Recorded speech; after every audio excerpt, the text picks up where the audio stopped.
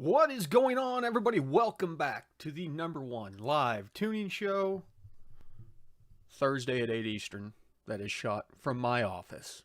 And #1 live tuning show in the entire universe. You know it. I know it. I am wiped out tired. It's been a long day. Long day started early. Normally, I am not the type to start early, but I left for work early. Went to work, had to go over and do some stuff, and then we lost power. Lost power at the house. Didn't have power until almost 4 o'clock. We were the only house. We're like on the end of our power line, and so a tree fell where it connects over to the main service or something. So we were out of power, and then as soon as the power came back, I went down to the garage. And I was piddling around, and I was putting the jacking pucks underneath the car. You know, I buy the permanent ones that you put in the holes and you tighten down. And I put Loctite on them this time so they don't fall out like they did on the Cadillac. And then I was like, maybe I'll just go ahead and install this flex fuel kit. Oh, boy, I didn't know what I was getting myself into there. I had to take off the side skirt. Almost had to take the fender completely off to get into the connector on the ECU. Hi, Mom. And hi, everybody else. Josh, Cole, Les, Andrew, of course. Super Slow, Scuba Sam, Cole, Dan, Rock Roll. Oh, and Ted K, way up the top. What's going on, everybody? What is going on? So,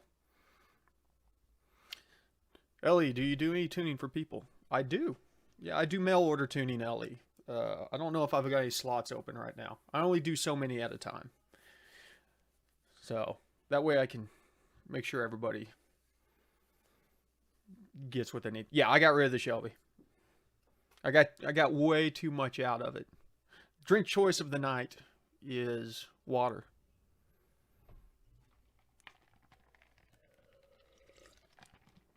Check out the website, goatropegarage.com, Ellie. Yeah, I got more on trade-in than I paid for the Shelby, so. What's new on the vet? Well, I said, did the flex fuel today. I got parts showing up. That's all right. You do that turbo on the 15 Juke. So we got an intake coming. I've got a lower pulley for the upper. We got a methanol kit from Snow Performance, obviously, that we'll be doing here soon. What else? Mid pipes. Be throwing some mid pipes in because gotta get a wide band on there, and so I'm just going to swap out the front cats for catless mid pipes and put a new bung on there to make it easy. Yeah, not better axles quite yet. PSI goal? No, I don't have any goals for this thing. Mom knows better or less. Very cool stuff in there on the variable exhaust. Very interested to see how much customization. May have to go in there a little bit more down the road, but plenty of small stuff to do. And then I don't know. I think we'll see how the weekend goes, but I think I might be bringing the Super Auto back to the garage this weekend to do some work on it. So, which will, be welding the axle back into place and stuff like that. Still trying to decide where to go with that thing. But so there will be some flip-flopping around. But we're going to do a lot of bolt-on tuning, things like that. A lot of bolt-on tuning. Going over different, because all that stuff, even though it's, we'll talk about the rhyme and reasoning behind doing tuning for stuff like that. No, I mean, I've had the thing literally a week today, Cole. It has been raining every single day since I bought it. What up, Eric? So, I'm in no hurry to track it. I mean, if I'm going to the track, I'm taking the Nova. So, and I've got work that I need to do on the Nova set. No, we didn't make it. It's been, if it's not raining, Dan, it's really hot. And our closest track is really a mess. Like, you're lucky if you can get 2 passes in like 5 hours. What is the goal for the vet? The vet is going to progress. We are going to mess around with standard bolt-on stuff like that for a while, and then come next year, we're going to go big horsepower in it. So we may try and make more power out of it than the Super Auto's making. Just, in fact, if we end up doing what I want to do, which we won't get into much right now, we may try and push for the 2,000 mark on the vet. What's the website again? GoRopeGarage.com. What up, Brian? Yeah, Andrew, it's terrible. Let's see here. Don't install my email. How safe would you consider LS3 math? Only tune running off 5.3 worth cam and 4-inch intake size. I mean, you should be able to dial in. You might have a little trouble down low, Jonathan, with parking lot manners, but cruising around in wide open throttle, you'll be perfectly fine. What up, Bernie from Australia? Club Sport R8 running LS3 with a Maxon 2300. Sounds crazy. Got HP tuners, played with VE table, got it running better now. Cheers. Cheers to you, brother. Thanks for stopping in on the live show. Hey, Brian. Well, you know, I keep on saying that I'm going to get the truck back super slow, but then I'm just like, I don't want to do that. Is an 08 Silverado a Gen 4? Yes, it is. Yeah, and the problem, Cole, is that there's not really very many back roads around here that are flat enough for the Draggy to certify.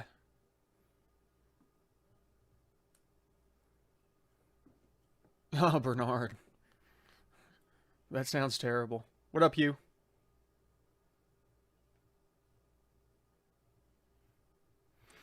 Open headers. Ooh. I bet that's fun trying to tune then. This, Jonathan, you're the one that had to unplug the narrow bands because they were hunting too much. I mean, once you get up to some decent RPMs on open headers, wide bands will start reading in. Yeah, Super Auto still needs the 4-link fixed. Then I've got to decide if I'm going to leave the Turbo 400 in it. If I do, I need to get a new drive shaft. I may go back to the 6L80 though. As I said, I'm thinking about dialing the Super Auto back down to maybe 1,000, 800 to 1,000 range.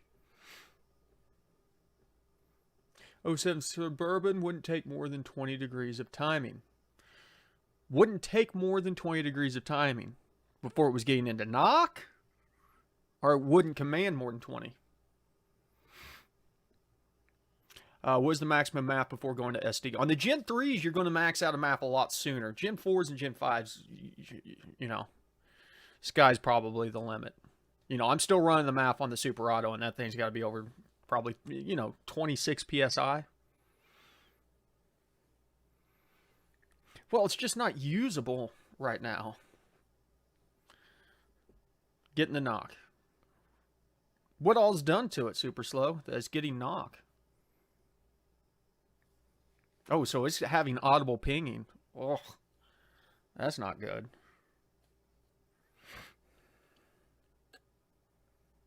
Yeah, it's totally safe run off map only. I mean, Jonathan, you got to realize that 90% of, I'll even go say 95% of tuners out there do MAF only tunes. So, even if I say it's the bane of my existence, they want that easy money.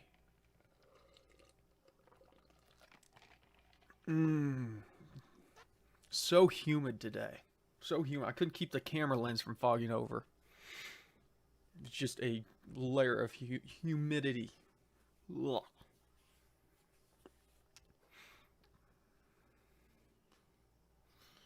Familiar with Nelson Performance San Antonio? Can't say that I am. What up, Chevy for Life? You know, we've talked about this in the past. I need to get a Plex knock sensor and do a video on that. Maybe I'll jump online after this video and get one ordered up and we can throw it on the Corvette.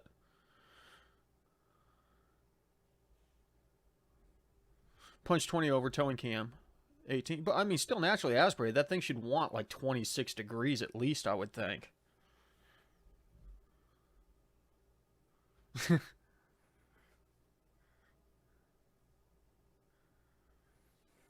Yeah, buddy, Andrew. You know it. Yeah, honestly, listen, you don't have to obsess about volumetric efficiency tuning. Like, it's easy. I do it. Don't get me wrong. I obsess about it. The big thing about it is to get your volumetric efficiency dialed in down low where the math isn't doing heavy lifting. Remember, whenever we're in dynamic airflow, we're always using both, but we're weighting, as in weight, like the weight around my midsection. We put more weight towards volumetric efficiency when we're in the lower RPMs and transients and stuff like that. We put more weight on the mass airflow whenever we're in steady state and higher RPMs and, you know, things like that. So because of the two different modes, they're both contributing to dynamic airflow. Dynamic airflow is the final airflow calculation that's used to calculate fuel. So, you know, focus on the areas where you're going to use volumetric efficiency more, below, say, 3,000. And then on top of it, just get it a little bit fat up there and let the math do its work.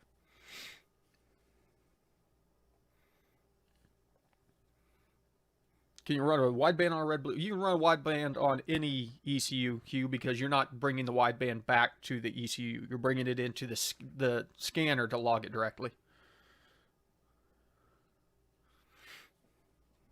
Well, I would like to, Chevy for Life, see the knock before it's loud enough for me to hear the knock.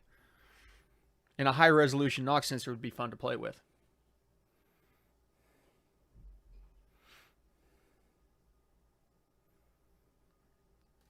Oh, super slow. Didn't think about them whenever they did the cam, if they advanced the cam too much.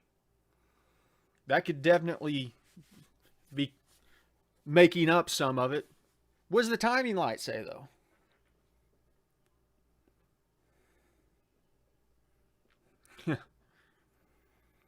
Well, I didn't get as many emails sent out today as I normally do.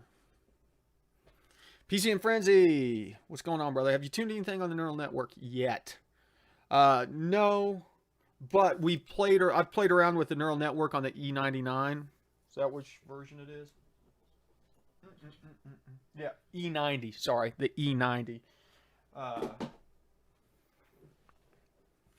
Whoa, I got out of focus. It's not that bad.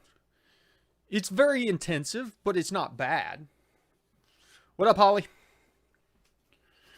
New PVI's working great. I haven't played around with any of the Pro feature set yet, but we're going to be doing some stuff whenever I do the wideband. I'm going to try and utilize the CAN network on the Pro feature set as opposed to the analog with an AEM inline.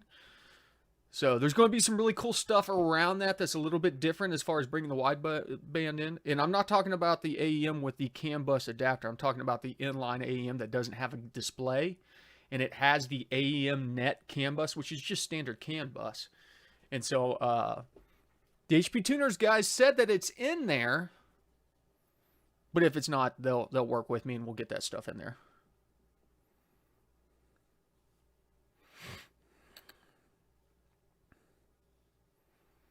Why don't you go step by step when you're taking tuning? I mean, most of my videos are step by step.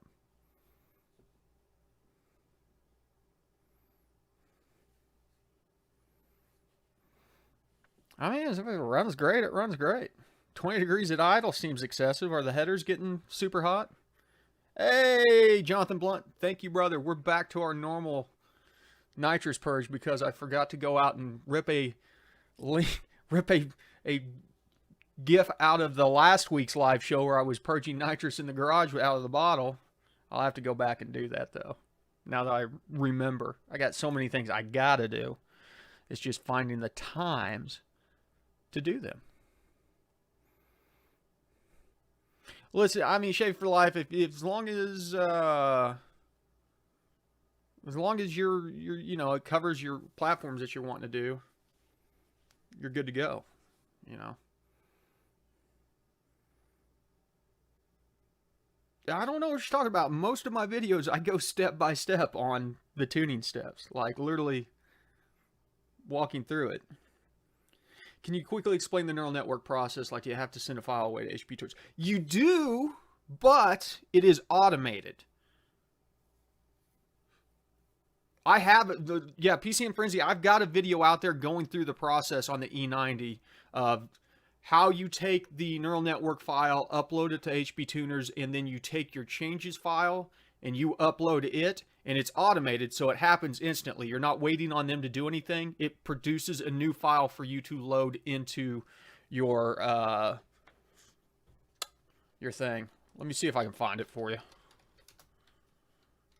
I basically walk through the entire steps. HP tuners, neural network training. We test it out. Yeah, literally, if you type in HP tuners neural network training, my video will probably be the first one that pops up. What up, Jim White?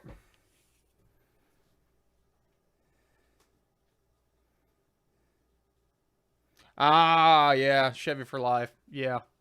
Yeah, and it's not like it's, you know, you can easily just add the features. Nah, not really.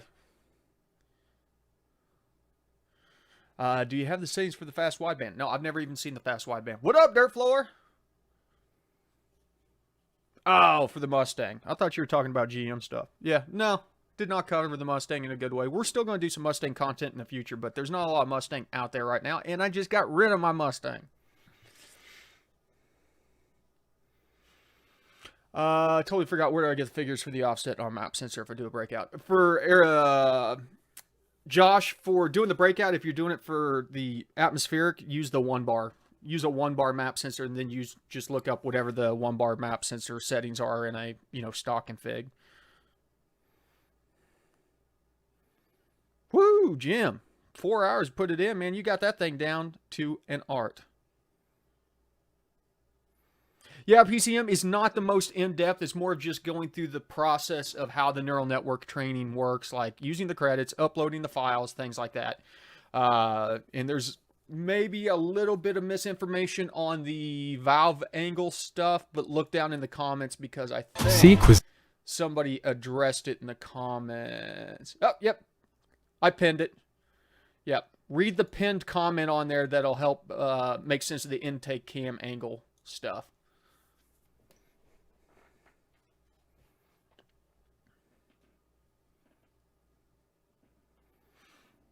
If you don't have a flex fuel sensor and all the gas and cali is like 10% ethanol, is there a parameter to change set ethanol content? No, but you can go in there and set your stoic setting to whatever 10% is worth. That's probably why the one on the Z06 was at 14.1.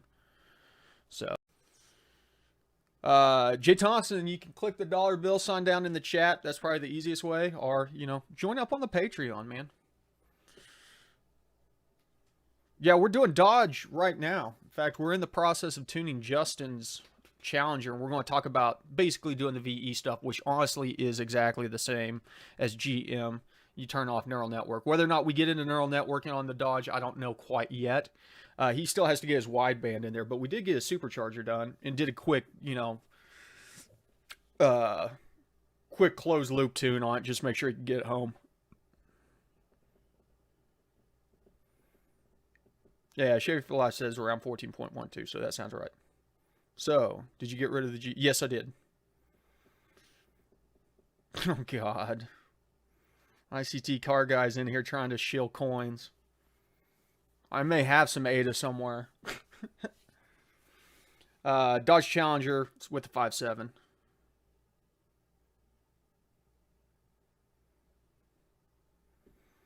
Dude, I like Snake Eater, and their flow sheets are awesome. I mean, is ADA up enough that I need to go check my wallets, ICT car guy?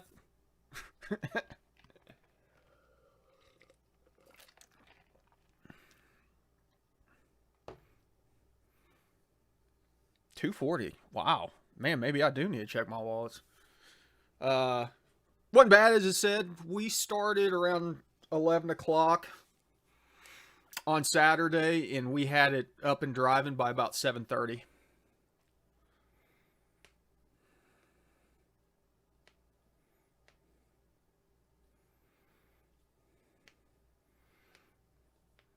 Well, Abdullah, I will try as good as I can.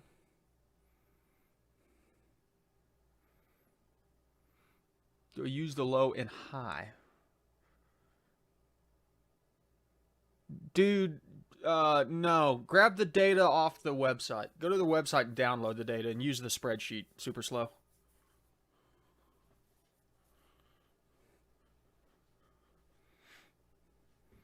They should have literally plug-in data available that will line directly up.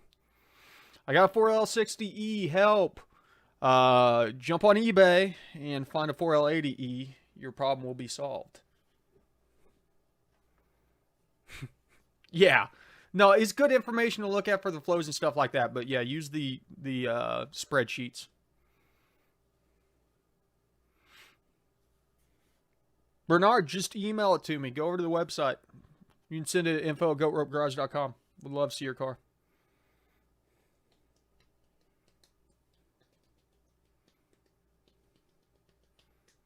Tight fit, man. I'm trying to figure out where I'm going to install this methanol pump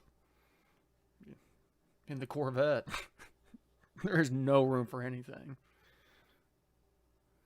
You said not to do too many mods at once. Well, I mean, transmission-wise,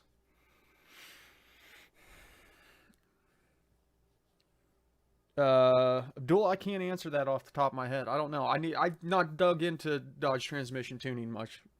We will, but I mean it's kind of on the back burner.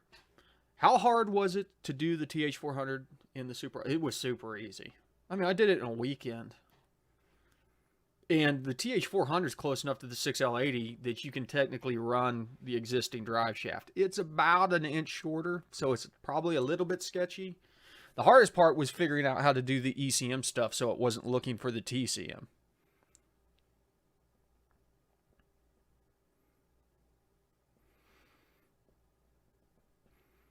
Ellie, if you set up the scanner, but it starts showing crazy numbers, track your data from your graph backwards. Make sure all of your data looks good moving backwards. Thanks, PCM Frenzy. So, look at the parameters that you're using in your graph. Go over to your math. Look at the parameters that you're using in the math. Actually apply, like take a snapshot and look at the numbers in the parameter list. Apply the math to it and see that the output is doing what you're supposed to be. It's really easy to get down the rabbit hole and have a decimal point out somewhere or something like that that will throw all of your math out. Yeah, no, I mean, as I said, I'm thinking really hard about sticking the 6L80 back in to make the truck more streetable.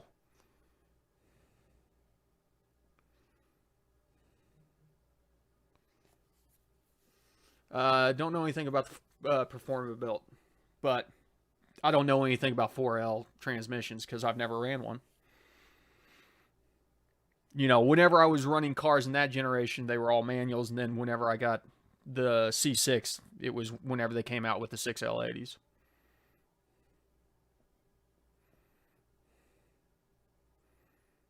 There you go. Super Slow says Performance built is awesome.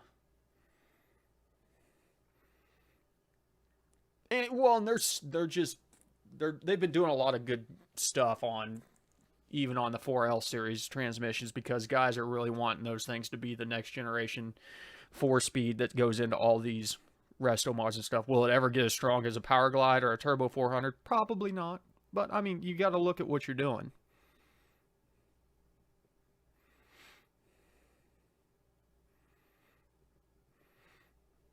Well, listen, I mean, the 6L80s and the 6L90s, they will survive a lot of power until you go in and start jacking with the torque tables in them.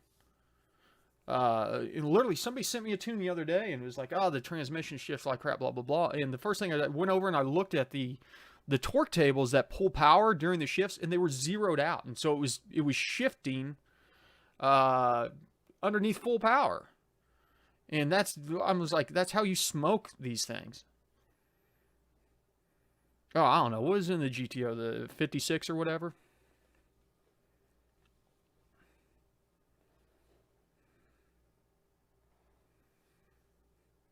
It said that you can do some crazy things with 4L60s nowadays. It's all about that overdrive, Jim. Whether or not you want the overdrive. You know, I don't know. having lockup converter and overdrive, even just overdrive, because I can tell you one thing, before I do something like Rocky Mountain Race Week again, I'll be putting the gear vendors in the Nova. Good, Dad. Glad to hear it. No driving and commenting, but you can listen and drive. Can you make 800 horsepower with the stock 4L? Will it handle 800 horsepower? Probably not. Oh, that's good to know. Super Slow says Performable has a refresher for a really good price, and you can pay the difference for upgrades. Thanks for the membership, LR. How many horsepower and torque can the 6? There's dudes in the thousands. You know, in the 1,000 range on 6L80 and 6L90. The guys down in Australia seem to have it figured out. You know, it's all it says. It's all about allowing the engine, or at least the transmission, to request torque to be taken out during shifts so it can make the shift before all the power. You know, you got to get everything locked up in line. Yeah, I'm talking stock transmissions. There's dudes with 6L80s running in the 9s on stock 6L80s. I have seen it. With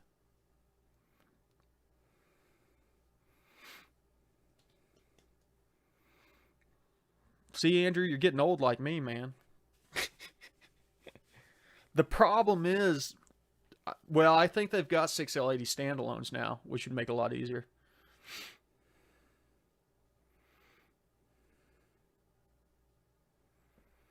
Well, thanks, Andrew.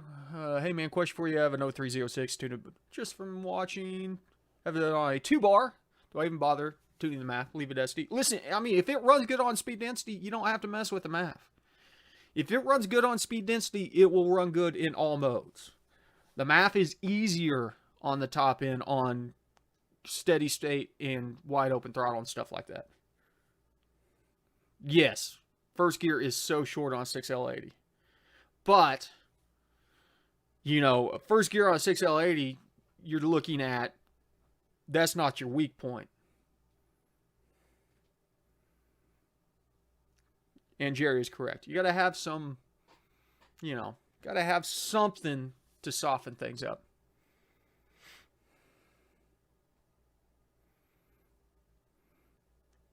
For what car was it running on? Well, I'd call it a GTO, but that would be not a Commodore. What's the other one? Monero.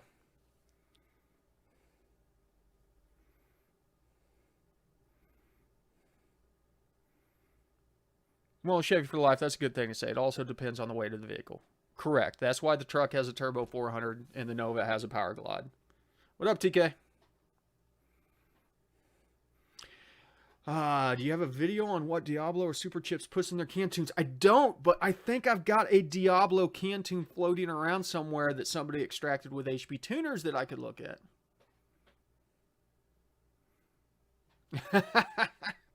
PC and Frizzy, I've actually got a video out kind of like that, but it probably wouldn't hurt to do another one. 2334, the weak point on the 6L80. There you go. Yes. Honestly, as said, the guys that I've seen running in the 9s on the 6L80s have all that torque management on the far right tab, the actual torque factors set to stock. So that's what's impressive. You can still get amazing shifts and stuff out of those things, but it is all about pulling a little bit of timing, maybe having it close the throttle by just a small bit. Is changing injector size as simple as changing the flow chart? Listen, from the tuning standpoint, initially, yes. But you got to realize, Jerry, that flow chart is not perfect for every injector out there, much less set of injectors. So you are still going to have to go through and redo your airflow tuning for the new injectors. It will be off. It may not be off much, but it will be off. So that is the ballpark flow data for that set of injectors. If you're running, say, 1,000cc injectors, that's the ballpark area. Then you have to fine tune it on the airflow side. So it's 8:29, ladies and gentlemen. I want to thank everybody for stopping by for another Thursday. Check out the new Flex Fuel video if you haven't already. Keep your eyes peeled. We're going to be, burping on water. We're going to be doing a lot more stuff coming up here. As I said, we're going to do a methanol injection kit. We're going to do a really cool wideband install. If it works, it may not work. I'm going to shoot it either way, and then we're going to see if we can get it to work. It's going to be different. It's going to be different. It's not a way that we've talked about on here before on any of my videos. So I'm excited about that. We got new intake coming, as I said, new upper pulley, things like that. We're going to do all the tuning. We're going to talk about the mods, why the mods may or may not require tuning adjustments, what kind of tuning adjustments we need to look at while doing specific mods. You know, and this stuff is going to cover everything. Even though we're doing this on a Z06, if we do a cold air intake on a Z06, yeah, it may be a little bit more aggressive than it would be on an LS3, but we're going to talk about why you need to tune for that intake, or why maybe you don't. So there's going to be some interesting points of information on that stuff. So make sure to check it out. I want to thank everybody, as always. Love the live show. You guys are the greatest. Always have the best people show up. I'm going to get back to, you know the drill. Thanks for stopping by the garage.